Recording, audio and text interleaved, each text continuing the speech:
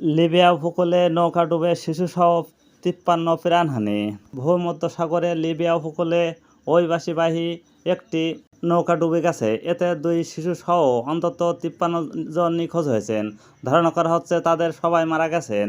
আন্তর্জাতিক অভিবাসন সংস্থা IOM সোমবার ৯ ফেব্রুয়ারি এক বিবৃতিতে এই তথ্য জানিয়েছেন। খবর আল জাজিরার। IOM জানান ৫৫ আরোহী বহনকারী নৌকাটি গত ৬ ফেব্রুয়ারি উত্তর-পশ্চিম লিবিয়ার উপকূলের শহর জোয়ারার উত্তরে ভূমধ্যসাগর উল্টে যায়। দুর্ঘটনার পর মাত্র ২ জনকে জীবিত উদ্ধার করা সম্ভব হয়েছে। সংস্থাটি আরও জানান, উদ্ধার হওয়া ২ জনকে তীরে নামানোর পর সংশ্লিষ্ট কর্তৃপক্ষের সঙ্গে সমন্বয় করে জরুরি চিকিৎসা সহায়তা দেওয়া হয়েছে। IOM জানান, জীবিত উদ্ধার হওয়া ব্যক্তিরা জানান নৌকাটিতে আফ্রিকার বিভিন্ন দেশের শরণার্থী ও অভিবাসীরা ছিলেন।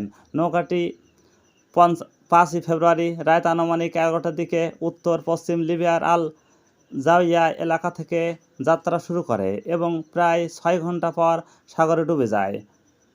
IOM-এর মিসিং ও মাইগ্রান্টসহ এজেন্টের তথ্য অনুযায়ী ২০২৫ সালে বিপজ্জনক সেন্ট্রাল ও মেডিটেরানিয়ান রুটে অন্তত ১,৩০০ মানুষ নিখোঁজ হয়েছেন। সর্বশেষ এই দুর্ঘটনা চলতি বছরে এ পথে মৃত ও নিখোঁজ শরণার্থী অভিবাসীদের সংখ্যা বেড়ে ৪৮৪ জনে দাঁড়িয়েছে।